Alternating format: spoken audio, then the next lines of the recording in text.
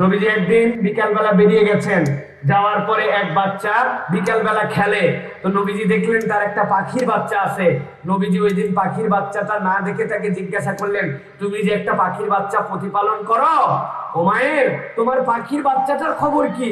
তার মানে নবী করিম সাল্লাল্লাহু আলাইহি ওয়াসাল্লাম কত বড় ব্যক্তিত্ব, আর ছোট একটা বাচ্চা, ছোট একটা পাখির বাচ্চার ব্যাপারেও তিনি খবর রেখেছেন। সাহাবায়ে কেরামকে নিয়ে নবীজি নামাজ পড়ছেন, নবীজি সিজদা থেকে উঠছেন না। সাহাবীরা চিন্তা করলো কি ব্যাপার, নবীজি কি জান বেরিয়ে গেল কিনা। দুই একজন সাহাবী একটু মাথা বাঁকা করে দেখেন না নবীজি উঠতেছে না। তার কারণ নবীজির আদরের নাতি তার ঘাড়ের উপরে সিজদার সময় বসে আছে। ওর আনন্দ, ও যে ঘোড়া বানাইছে নবীজিকে বানায়া তার পিঠের উপরে সওয়ার হয়েছে, আর আমার নবী সিজদায় আছেন। নবীজি উঠার পরে বলছেন ওর আনন্দটা যেন দ্রুত শেষ না হয়, এই জন্য একটু দীর্ঘ সিজদা করলাম। সোনা বলবেন না? এক বাচ্চা আসছে, নবীজি তার মুখে চুমু দিয়েছেন। একজন সাহাবী বলছেন, ইয়া রাসূলুল্লাহ, আমার 10টা বাচ্চা আমি চুমু দেই না। নবীজি বলছেন, তোমার হৃদয়ে যদি আল্লাহ দয়া না দেয় তা আমি কি করতে পারি? তাহলে এই বাচ্চাদেরকে স্নেহ দেওয়া, এই বাচ্চাদেরকে আদর করে টেনে নেওয়া, এই বাচ্চাদেরকে নার্সিং করা, এই বাচ্চাদেরকে আদর ভালোবাসায় তাদেরকে ইসলামের দিকে ডাকা, এটা হচ্ছে রাসূলুল্লাহ সাল্লাল্লাহু আলাইহি ওয়াসাল্লামের নির্দেশনা। কিন্তু আমরা এখন উল্টা করে ফেলেছি। আমাদের সমাজে এরকম অনেক মুরব্বী আছে, গার্ডিয়ান আছে, যাদের আচরণের কারণে আমাদের বাচ্চারা মসজিদ ছাড়া হয়। হয়তো কোনো একটা বাচ্চা একটু কথা বলে ফেলছে, বাচ্চাটা বুঝে নাই, কিন্তু মসজিদে গিয়েছে, কথা বলে ফেলছে, ওই মুরব্বির তো রাগে গজগজ। আমি উদাহরণ দিয়ে মাঝে মাঝে বলি, এটা আপনাদের জানা থাকার কথা। উনি শেষ বৈঠকে আছে, কোনো একটা বাচ্চা একটু কথা বলছে, উনি আত্তাহিয়াতু পড়তেছে, আর ভিতরে গজ হচ্ছে, আত্তাহিয়াতুল্লাহ খালি নামাজটা শেষ হোক, আল্লাহুম্মা সাল্লি আলা মুহাম্মদ। কার বেটারা এটা গলা শুনে বুঝতে পারতেছেন, উনি কিন্তু ভিতরে ভাবতেছে। ভাবতে যেই নামাজ শেষ, আসসালামু আলাইকুম ওয়া রাহমাতুল্লাহ, কার বেটারা এমন ঝাড়ি দেওয়া দিছে, ওই বাচ্চা আর মসজিদের দিকেই নাই। এটা আপনি খুব বিরাট উপকার করলেন, তাই তো ভাই? খুব উপকার করলেন না? ওই বাচ্চাটাকে আপনি নার্সিং করে, ওই বাচ্চাটাকে আদর দিয়ে, ওই বাচ্চাটার জন্য আপনি ভালোবাসা দিয়ে তাকে তো আপনি মসজিদে ধরে রাখবেন। আমি মুরব্বীদের মাঝে মাঝে পরীক্ষা নেই, এখানে আমার উজু ক্যান্সার, ওই বাচ্চারা কোনো একটা মুরব্বী পকেট থেকে একটা চকলেট বের করে আমাকে দেন, আমি 100 টাকা দিব আপনাকে, দেন। এনিওয়ান ফ্রম হিয়ার, পকেট থেকে চকলেট দেন আপনি, যে আমার কাছে 5-7টা চকলেট আছে আমার পকেটে, এই যে ডায়াবেটিস হয়েছে হয়তো, সেই জন্য হাইপো যেন না হয়ে যায়, এই জন্য 2-1টা রাখতেও পারে, কিন্তু বাচ্চাদেরকে দেওয়ার জন্য রাখে না কেন? আপনি তো কত টাকা খরচ করেন কত দিকে। আপনি বাচ্চাকে মসজিদে আসছে, তাকে একটা চকলেট দিলেন, 5 দিন চকলেট দেওয়ার পরে বলছেন না আর কত চকলেট দিব, বাচ্চার তো ভালো লাগে না, আজকের থেকে আমি চকলেট না দিয়ে ধর 5 টাকা দিলাম, তোর যেটা মন চায় ওইটা কিনে খাইস। আর ওই বাচ্চা একটু জোরে কথা বলছে, বলে আজকে 2টা চকলেট দিছি, দাদু আর কথা বলবি না। কিন্তু মসজিদে কিন্তু নামাজ ছাড়া যাবে না বাবা, কথা বলিস না, আমার পাশে দাঁড়াবি, আদর করে দুইজনের মধ্যে নিয়ে ডানবেন। এই কাজটা সামাজিক কাজ, এইটা যদি আমরা না করি আমাদের বাচ্চাদেরকে আমরা মসজিদে পাবো না। যে এই কাজটা আজকে বেক ফ্যামিলি সহ এই যে ফাউন্ডেশন করতেছে, এটা একটা রোল মডেল। আমি আমাদের অনেক মিডিয়ালার আসছে, আমি বলবো একটা উত্তম প্যাকেজ বানাবেন। কেবলমাত্র আমরা কথা বলে গেলাম এরকম না, এখানে কি করা হয়, কি কালচার করা হয়, কিভাবে প্রজেক্টটা নেওয়া হয়, দেশবাসী যেন এখান থেকে একটা আইডিয়া পায়, এইরকম ভাবে আপনি সামথিং প্রেজেন্ট আপনি এরকম করে করেন। এবার আমি মূল কথায় আসি। আমি আপনাদের জন্য, আমার তরুণ, আমার ছোট যারা, তাদেরকে বলবো, বাবারা তোমরা আমার ছোট ভাইয়ের মতো, তোমাদেরকে রাসূলুল্লাহ সাল্লাল্লাহু আলাইহি ওয়াসাল্লাম জীবন থেকে 5টা আদেশ ফলো করতে বলবো। এই 5টা আদেশ তুমি যদি ফলো করো, তাহলে ইনশাআল্লাহ তুমি একটা সুন্দর মানুষ হিসাবে মানুষের দোয়া নিয়ে এই দুনিয়ার বুকে চলতে পারবে, এবং চরিত্রটাও তোমার সুন্দর হতে শুরু করবে। 1 নম্বরে বলবো, তুমি কাউকে না বুঝে আইডল বানাবে না। আজকের থেকে বুঝে নাও, এই কথা হয়তো ছোট মানুষ হিসাবে একটু ভার কথা। না বুঝে কাউকে সেলিব্রিটি, কাউকে আইডল, কাউকে অনুসরণযোগ্য, কেউ আমার জন্য ফলোয়ার, আমি অমুকের ফলোয়ার, এইটার থেকে আজকের থেকে এই কথা তোমাকে ত্যাগ করতে হবে। অমুকে একটা সিনেমা করছে, সিনেমার মধ্যে তুমি দেখেছো তার নায়কোচিত পারফরমেন্স, এমন ভাবে সে ফাইট করছে, তুমি জানো না ওই একটুকু ফাইট করে নাই, এটা পিছনে গ্রিন স্ক্রিন দিয়ে মিথ্যা একটা অভিনয় করছে, ও কোনো প্রকৃতার্থে বীরই নয়। খোঁজ খবর নিয়ে দেখবে 3 তলা পর্যন্ত হাইটে উঠতে পারে না, হাইটে উঠলে দ্বন্দ্বের হয়ে যাবে, ওর কোনো এনার্জি নাই, অথচ তুমি তাকে মনে করছো আইডল। সে তোমাকে দেখাইছে এইরকম করে ভালোবাসতে হয়, এরকম করে অবৈধ প্রেম প্রীত করতে হয়, সে একটা আদর্শের মানদণ্ড স্থাপন করেছে, অথচ সেইটা তোমার ইসলাম, তোমার আমার নীতি নৈতিকতায় নিষেধ। অতএব আমি বলবো, কোন খেলোয়াড় অথবা কোন সিনেমার নায়ক অথবা কোন গল্পের চরিত্র, এইগুলা কোনটাই তোমার আমার জন্য অনুসরণযোগ্য আইডল হবে না। অনুসরণযোগ্য আইডল হতে হলে কোরআন সুন্নাহর মানদণ্ডে তাকে উতরাতে হবে। কোরআন সুন্নাহয় আইডল কাকে বলে? আল্লাহ রাব্বুল আলামিন কোরআনুল কারীমের সূরা কলম 68 নম্বর সূরা 10 নম্বর আয়াতের মধ্যে আল্লাহ বলেছেন, না বুঝে কয় শ্রেণীর মানুষকে অনুসরণ করা যাবে না। আল্লাহ কোরআনে বলছেন, লা ওয়ালা তুতি কুল্লা হাল্লাফিন মাহিন হাম্মাজিম মাশাইম বিনামিম মান্নাইল লিল খায়রি মুতাদিন আসিম উতুল্লিন বাদা যালিকা জানিম। আল্লাহ রাব্বুল আলামিন বলছেন, যেই ব্যক্তি কথায় কথায় শপথ করে আল্লাহর কিরা, আল্লাহর কসম, মায়ের কসম, বাপের কসম, তোর চোখের কসম, তোর এলবিডব্লিউর কসম, তোর ব্যাটের কসম, আসে না ভাই? খালি কসম আর কসম। আল্লাহ বলছেন যে কসম বেশি করে কখনো আপনি তাকে অনুসরণযোগ্য মনে করবেন না। বুঝবেন এই ছেলের মধ্যে ঘাপলা আছে, মিথ্যার জন্য কসম বেশি করতে হয়। নির্দেশনা কার? আল্লাহ। আল্লাহ নিষেধ করেছেন। 2 নম্বরে, যে লাঞ্ছিত, এই কসম করার কারণে লাঞ্ছিত হয়ে যায় মানুষ, তার অনুসরণ করা যাবে না। আল্লাহ এরপরে বলছেন, যেই ব্যক্তি পশ্চাতে নিন্দা করে, একের কথা অপরের কাছে লাগায়, তোমার কাছে এসে বলছে, দোস্ত জানিস তুই যখন ছিলি না আমার ওই বন্ধুটা তোর ব্যাপারে কি বলছে, আপনি হিসিওর থাকবেন যে অপরের কথা আপনাকে এখন এসে লাগাচ্ছে, আপনি যখন থাকবেন না আপনার এই কথাটা অপরের পিছে লাগাবে, পেছনের কথা বলে। এরকম কোন মানুষ, বন্ধু, এদের সাথে আমাদের সম্পর্ক থাকবে না। তাকে সতর্ক করতে হবে, না তুমি এটা করতে পারো না, এইটা করা যাবে না। আল্লাহ এরপরে বলছেন, সীমা লঙ্ঘন করে যে মান্নাইল লিল খায়রি মুতাদিন আসিম, কল্যাণের কাজে সীমা লঙ্ঘন করে। আজান হয়ে গেছে, চলো মসজিদে যাই, ও বলছে রাত আর মাত্র 1 ওভার আছে, সুপার ওভারে খেলা চলে গেছে, পাওয়ার প্লের মাত্র আর 1 ওভার 6টা বল বাকি আছে, 99 রান, 100টা করলে সেঞ্চুরি সেলিব্রেটটা দেখে যাব। আপনি বলছেন নামাজে চল, ও আপনাকে নানান অজুহাত দেখাইছে।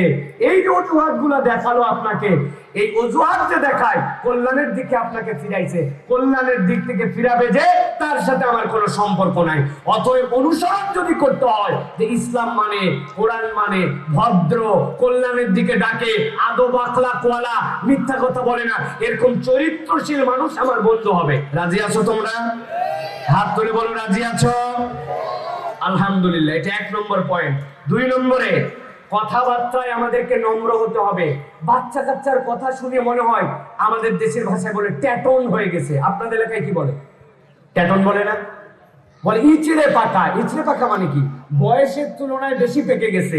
এটা কোনো ভালো কথা নয়, এটা কোনো কল্যাণকর কথা নয়। আয় বাচ্চারা, ইচড়ে পাকা হয়ে গেছি, এই ইচড়ে পাকা, এইটা বড় সাংঘাতিক একটা আপনার আমার জীবনের জন্য অভিশাপ। অতএব নবীজি নির্দেশ দিচ্ছেন, এই স্বভাব থেকে তুমি কেমনে বেরোবে? তোমাকে আচরণের কথায় নম্র হতে হবে। কিভাবে কথা বলতে হবে? নম্র, ভদ্র কথার মানুষ হতে হবে। আল্লাহ কোরআনুল কারীমের মধ্যে বলেছেন, ইযহাবা ইলা ফিরআউনা ইন্নাহু তাগা। ওই যে ফিরআউন, যে চূড়ান্ত বিরাট বড় আল্লাহ রাব্বুল আলামিনের দুশমন, আল্লাহ রাব্বুল আলামিনের পথ থেকে সরে গেছে। আল্লাহ বলছেন, হারুন আর মুসা আপনি যখন যাবেন, যাওয়ার পরে ফাকুলা লাহু কওলান লাইয়িনা লাআল্লাহু ইয়াতাযাক্কারু আও ইয়াখশা। আল্লাহ বলছেন, যে আল্লাহকেই মানে না, আনা রাব্বুকুমুল আলা বলছে, আল্লাহ বলছেন তার কাছে যাওয়ার পরেও আপনি তার কাছে নরম কথা বলবেন। তাহলে আমাদের মুখের কথাটা নরম হতে হবে, সুন্দর কথা হতে হবে। অনেকের কথাবার্তা খুবই কর্কশ, মানে বন্ধু বান্ধবের সাথে সবসময় শুধু ক্যারকের করে কথা বলে। আপনি বলছেন এই ভাত খাইছিস, জিজ্ঞাসা করছে কেউ একজন, সে স্বাভাবিক উত্তর দিতে পারে না যে খেয়েছি বা খাইনি, বলে ভাত খালেই কি না খালেই কি তোর। আরে প্যাটার্নই আলাদা, উত্তরের প্যাটার্নই আলাদা। আপনি বলছেন তুই কি স্কুলে যাবি, যাবো কি না যাবো তোকে বলা লাগবে। আরে আপনি বলতে পারেন হ্যাঁ যাবো, অথবা ওর ধরনটাই হয়ে গেছে তেরা স্বভাবের। আছে না? আছে না?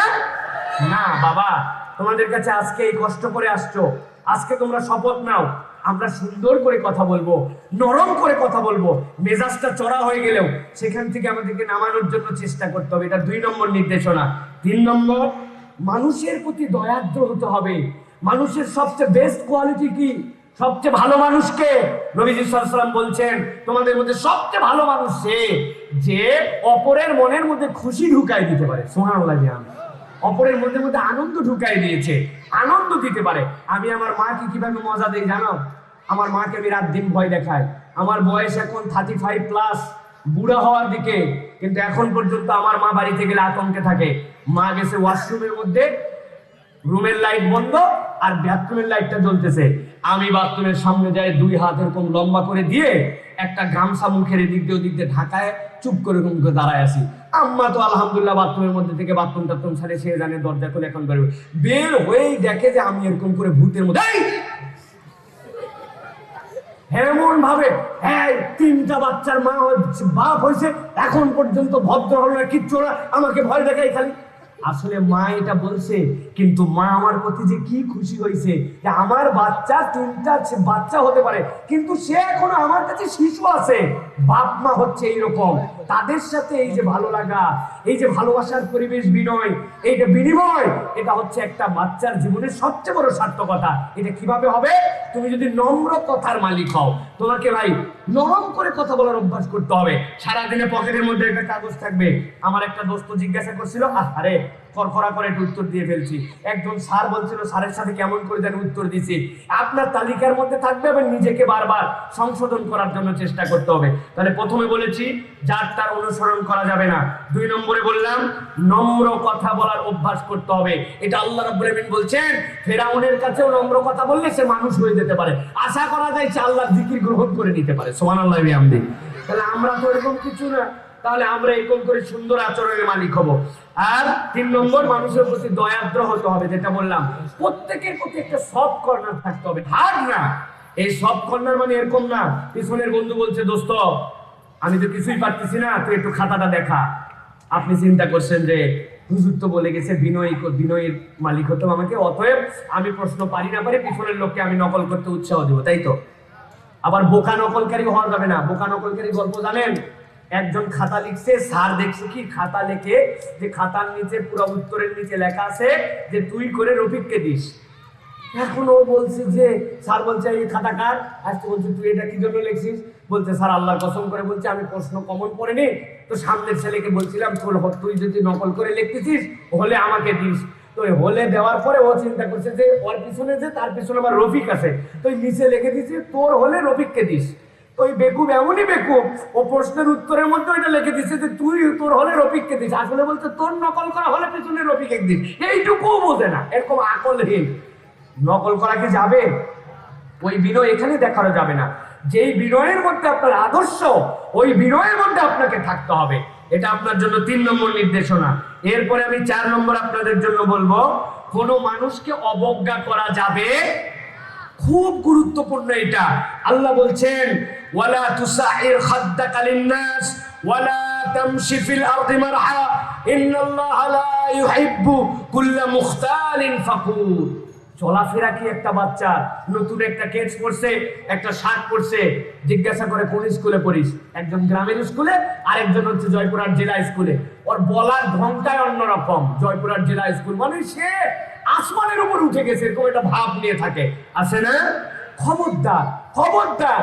তুমি আজকে বিজয়ী হইছো, আরেকজন পারে নাই, কিন্তু তোমার এতে কোনো অহংকার নাই, এটাতে আল্লাহর প্রতি কৃতজ্ঞতা থাকবে। কখনো কাউকে অবজ্ঞা করা যাবে, শপথ করো আমরা কখনো কাউকে অবজ্ঞা করব, অবজ্ঞা করব। কোন বন্ধু বান্ধবকে অবজ্ঞা করা, তুই পারিস না, তুই তো ক্লাসের ব্যাগ দিতে খেলাতেও পারিস না, কিছুই পারিস না, তোর বাপের কি আছে, আমার জামা, আমার কাপড়, আমার স্কুল ব্যাগ, আমার চলাফেরা, এইগুলাতে অন্য কাউকে কখনো অবজ্ঞা করা যাবে না। নবীজি অবজ্ঞা করতে নিষেধ করেছেন। আল্লাহ বলছেন দুনিয়ার বুকে তোমরা অহংকার করে চলো না। এটা 4 নম্বর তোমাদের জন্য নির্দেশনা। 5 নম্বর বলবো তোমাদের জন্য, প্রিয় আমার শিক্ষার্থী যারা আসছো, প্রত্যেক খারাপের পরিবর্তে তোমাদেরকে ভালো করার শপথ নিতে হবে। সমাজে অনেক খারাপ থাকবে, তুমি কি করবা? ওই খারাপের জায়গায় তোমাকে ভালো দিয়ে রিপ্লেস করতে হবে। একটা ছেলে তোমার সাথে ঘোরার কারণে তুমি দেখেছো যে সে এমন কতগুলা কাজ করে যে কাজ তোমার পছন্দ না, এখন তুমি কি করবা? তোমাকে এর বিপরীতে ভালোটা প্রদর্শন করতে হবে। একটা তোমাদের ক্লাসের সহপাঠী অথবা কেউ একজন একটা মেয়ে হেঁটে যাচ্ছেন, এখন এক ছেলেরা তার দিকে ড্যাব ড্যাব করে তাকায় আছে। ইসলাম বলতেছে না তুমি এভাবে তো তাকাতে পারো না। এখন তোমার কাজ কি হবে?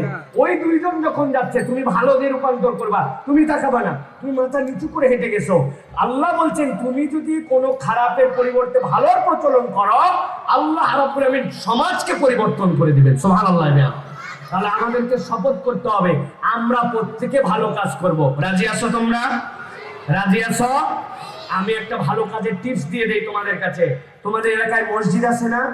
10 বন্ধু মিলে টার্গেট করবা, দোস্ত তোর বাড়ির থেকে ঝাঁটা নিবি, তোর বাড়ির থেকে বাথরুম পরিষ্কার করা ওইটা নিবি, আমি একটুখানি আমার বাড়ি থেকে পাউডার নিব, আরেকজন তুই একটু সারের শক্ত কাগজ আছে অথবা নারিকেলের ছোবা আছে নিবি। চল আজকে আমরা 10 জন মিলে আমাদের মসজিদের যে অজুখানাটা থুতু পড়ে ময়লা পড়ে একদম নোংরা হয়ে গেছে, আমরা 10 বন্ধু মিলে আজকে অজুখানাটা পরিষ্কার করব। ইমাম সাহেব মুয়াজ্জিন পর্যন্ত চিন্তা করবে আল্লাহ এরা ক্লাস 5-6 এর ছোট ছোট বাচ্চা, প্রত্যেকের বাড়ি থেকে ব্রাশ নিয়ে আসছে, হাঁটা নিয়ে আসছে, ঝাড়ু নিয়ে আসছে, সব দিয়ে একদম বালু টালু দিয়ে ডোলে টোলে একদম কোনা কাচি সব পরিষ্কার করে মসজিদের অজুখানাটা পরিষ্কার করে দিছি। কিরকম আনন্দ লাগবে? আমাদের মসজিদের অজুখানাটা আমরা ফ্রেশ করে ফেলছি, মসজিদটা পরিষ্কার করে ফেলছি। একদিন মসজিদের পাপোশটা বাড়িতে নিয়ে চলে আসতো, মা আমাদের পাপোশটা ধুয়ে দেন তো, মসজিদের পাপোশটা ময়লা। পরের দিন শুকায় আবার মসজিদে দিয়ে দিছো। এরকম ছোট ছোট ভালো কাজ, এইগুলাতে আমাদেরকে অ্যাক্টিভ হয়ে থাকতে হবে। কেউ গন্ডগোল করতেছে, তোমরা কি করো? 2 জন গন্ডগোল করতেছে, দূর থেকে হই দিচ্ছে, মার মার মার মার মার, তুই পারবি, মার মার। মানে ও লাগে নাই কিন্তু তাল দিয়ে দিয়ে মারামারি জমাচ্ছে, আছে না? কখনো নয়, এটা কোনো মুসলিম শিশুর চরিত্র হবে না। মারামারি মধ্যে দাঁড়ায় গেছো না, আমি 2টা কিল ঘুষি খেতে পারি কিন্তু আমি কাউকে মারতে দিব না। এইটা হচ্ছে আমাদের জন্য দায়িত্ব হবে। মানুষকে অবজ্ঞা না করলে এইগুলা মানুষের হৃদয়ের মধ্যে ঢোকে। আল্লাহ আমাদেরকে এই জিনিসগুলা আমল করার তৌফিক দান করবেন। আল্লাহুম্মা আমিন।